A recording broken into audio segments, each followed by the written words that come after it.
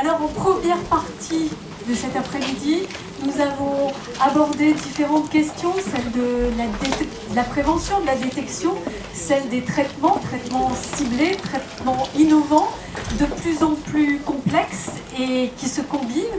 Nous allons, sur la deuxième partie de nos travaux, aborder la question des soins de support et de l'accompagnement.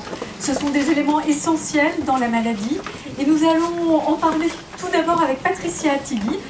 Patricia Attigui, elle est psychologue clinicienne, psychanalyste, elle est professeure de psychopathologie et de psychologie clinique à l'Université Lumière Lyon 2 et elle appartient à un laboratoire qui s'appelle le CRPPC, le Centre de recherche en psychopathologie et psychologie clinique. Je crois que j'ai mis tous les termes. Je vous en prie.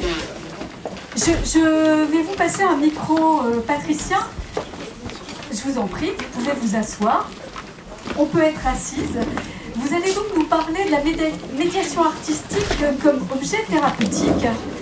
Et j'avais envie de commencer avec vous, Patricia, sur peut-être deux questions. On peut se demander ce que la psychanalyse peut apporter dans le traitement de maladies somatiques telles que le cancer. Et puis aussi se demander comment l'art peut être un élément de guérison. Toutes ces choses-là ne sont pas évidentes au premier abord. Alors expliquez-nous, la psychanalyse, l'art, en quoi ça peut nous aider?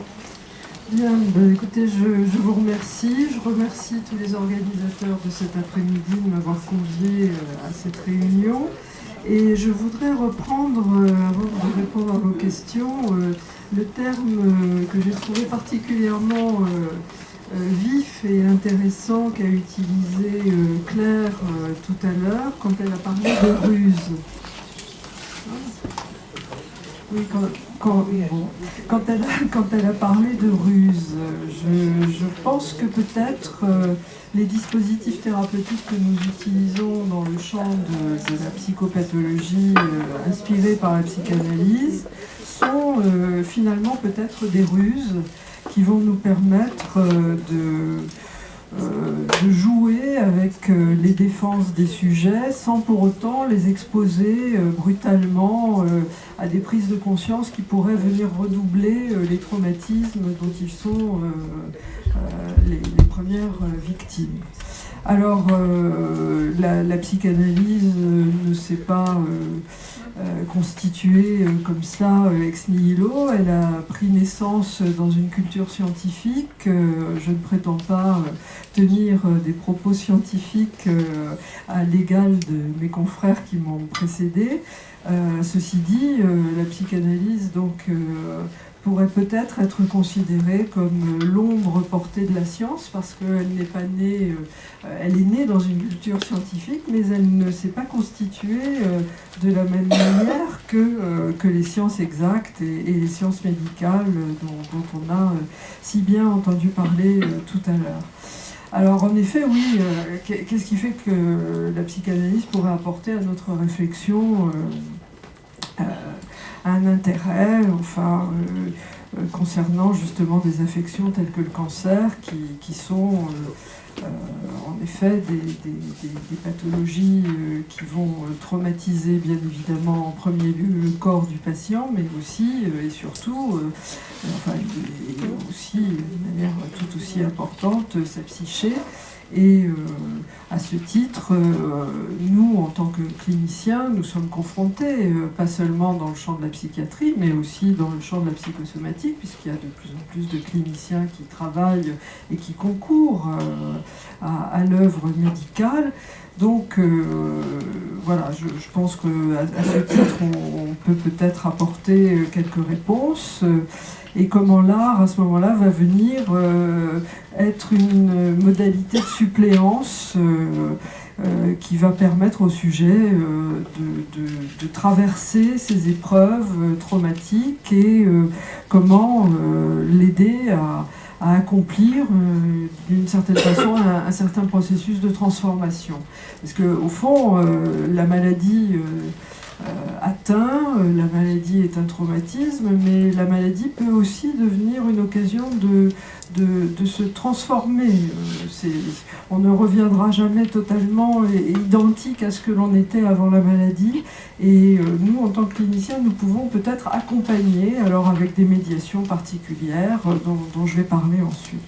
Puis ces médiations, elles vont peut-être, donc ces médiations artistiques, elles vont avoir un intérêt aussi, je dirais, dans le sens où nous partons évidemment de la conscience du sujet. Nous ne faisons pas dans ce contexte-là un travail tel qu'on pourrait le constituer ou tel qu'on pourrait le concevoir dans un cabinet de psychanalystes.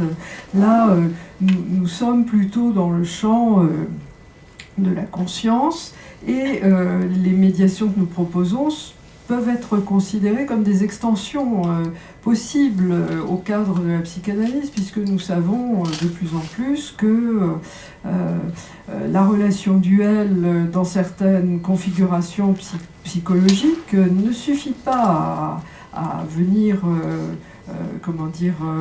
aider le patient à se sortir des états traumatiques dans lesquels il est. Alors, nous partons en fait de la conscience et du moi, et un des apports majeurs de la psychanalyse, ça a été de concevoir que le moi est un moi-corps. Et si le moi est un moi-corps, alors à partir de là, il y a des passerelles qui peuvent être établies, je dirais, de façon peut-être plus intéressante et plus ouverte entre l'élaboration consciente de ce que le sujet peut accomplir grâce à certaines médiations, et puis les résonances que ces médiations vont avoir sur son mieux-être, au niveau de son corps, mais aussi au niveau de l'inconscient. Alors, au fond, c'est un peu comme si on travaillait au niveau de la conscience, tout en s'apercevant que le travail avec des médiations artistiques comme la peinture, la musique, la danse, le théâtre, le chant, enfin, mais peut-être aussi des groupes de parole, enfin, ça peut être, il peut y avoir des extensions beaucoup plus vastes à cette question-là de la médiation, vont avoir un impact sans qu'on ait forcément cherché à l'obtenir, mais je dirais que là aussi ce sont des ruses, pour reprendre le terme de Claire, ce sont des ruses qui vont permettre au sujet de se sentir d'abord moins seul, et puis en contact avec une facette de lui-même qui lui était peut-être jusque-là restée un peu étrangère. Alors ça me semble intéressant parce que ça va mettre en lien le sujet avec sa capacité créative, et puis ces modalités de prise en charge, il faut dire aussi qu'elles sont en revanche assez différentes de ce qu'on nomme classiquement l'art-thérapie. Parce que bien que ces pratiques, je le sais, soient en plein essor, un petit peu partout, mais parce que on se rend compte aussi que la seule relation duel médecin-malade ne suffit pas à venir à bout des processus qui sont en jeu. Et pourtant, il nous faut rester aussi un peu précis, parce que ce terme d'art-thérapie ne parvient pas à rendre compte exactement des enjeux inconscients de ce qui est mobilisé dans un espace comme ceux de ces dispositifs à médiation qu'on peut mettre en place dans différents services. Alors, il faut noter aussi que l'art-thérapie, pourquoi je cherche à m'en distinguer un petit peu, c'est parce que il ne suffit pas d'abord de convoquer des faits thérapeutiques pour qu'ils répondent présents à l'appel. Et puis, il faut aussi se demander si c'est la médiation en tant que telle qui est mobilisatrice de mieux-être, de confort accru, de progression psychique, d'aide à affronter le trauma que peut représenter la maladie, ou bien s'il s'agit d'autre chose. Et bon, évidemment que certaines médiations ont des dimensions particulières qui peuvent convoquer certaines compétences et aider le sujet à aller mieux dans certains champs de sa vie. la danse, la peinture, la photographie, enfin, bon. Elles mobilisent des spécificités particulières, ces médiations-là, mais en revanche, on peut tout de même suggérer que si ces médiations sont porteuses de changement, c'est peut-être aussi parce qu'elles s'appuient et elles se développent à l'intérieur d'un champ relationnel qui est porté par un autre. Et cette relation à un autre va venir s'inscrire dans un cadre qui sera suffisamment contenant pour que la personne puisse déposer, je dirais grâce à la médiation qu'elle aura choisie, les parties souffrantes, malades de sa personne. Alors ce qui se dépose évidemment est travaillé, va s'élaborer, et le travail de la peinture que moi j'ai pratiqué particulièrement dans un champ plus psychopathologique, mais c'est une médiation que je connais bien, tout comme la médiation théâtrale.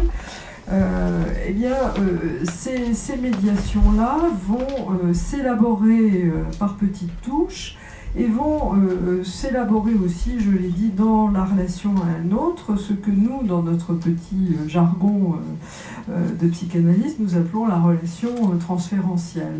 Et c'est une relation d'un type un peu particulier, même si nous la connaissons tous, puisque nous pouvons transférer sur notre, je sais pas, boulanger, notre concierge, notre collègue de travail, etc.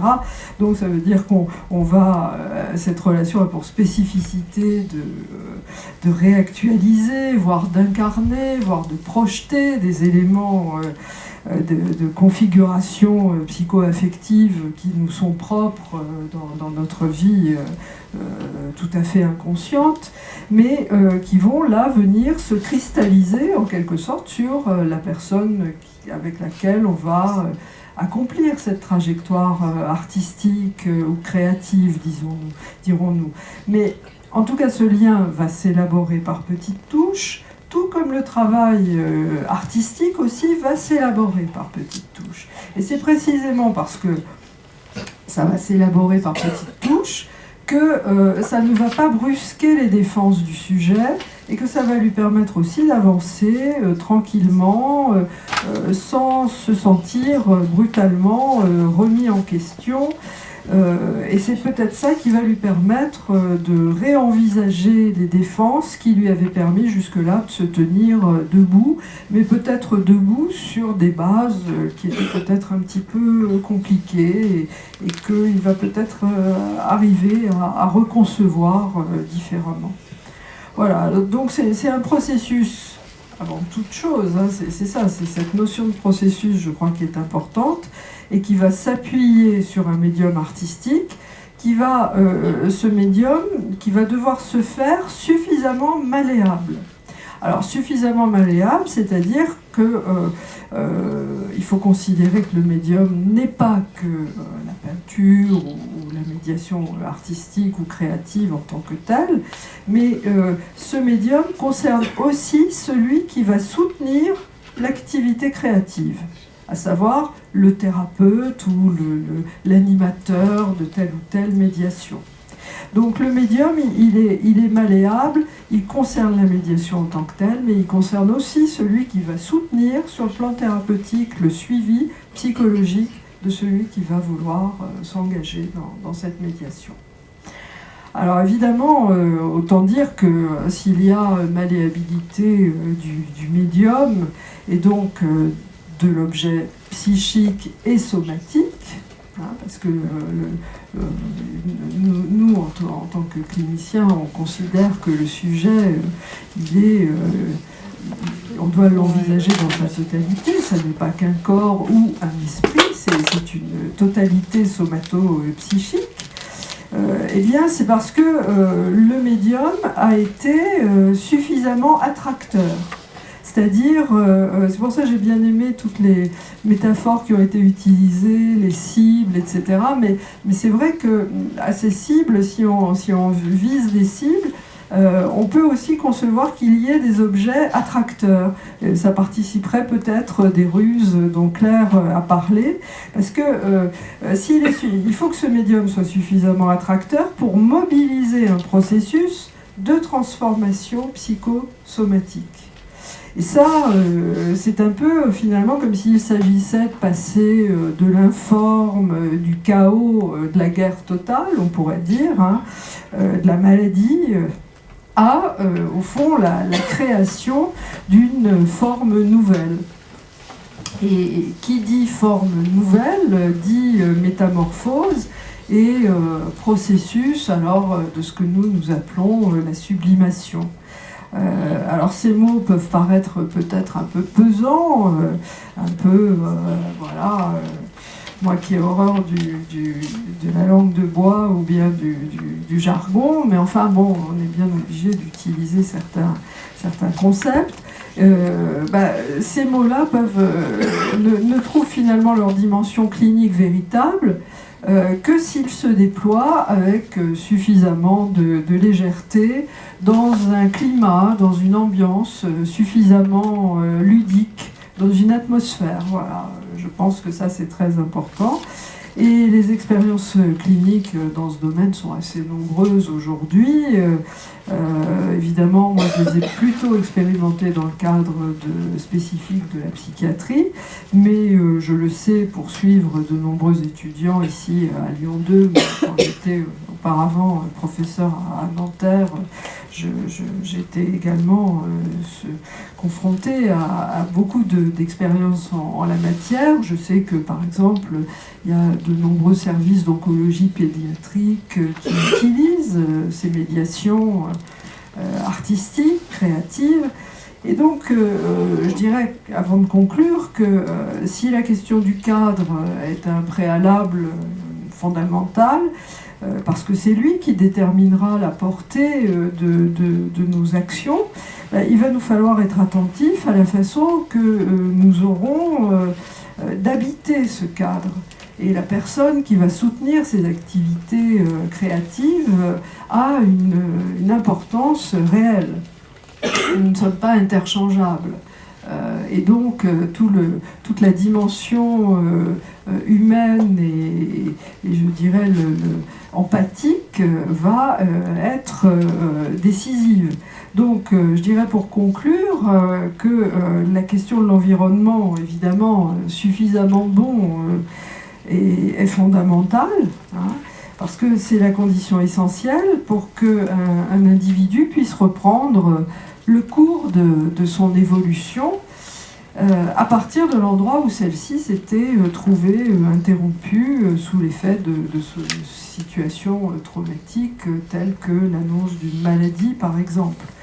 Et les médiations créatives s'installent ou se développent, s'inscrivent dans des dispositifs thérapeutiques qui participent au fond des extensions possibles et nouvelles de la psychanalyse contemporaine. Et c'est à ce titre que moi, elles m'ont mené vers les recherches que j'ai accomplies, et c'est à ce titre aussi qu'elles retiennent toute l'attention de notre équipe dans notre laboratoire à Lyon 2 et plus largement de mes collègues psychologues cliniciens aujourd'hui. Voilà.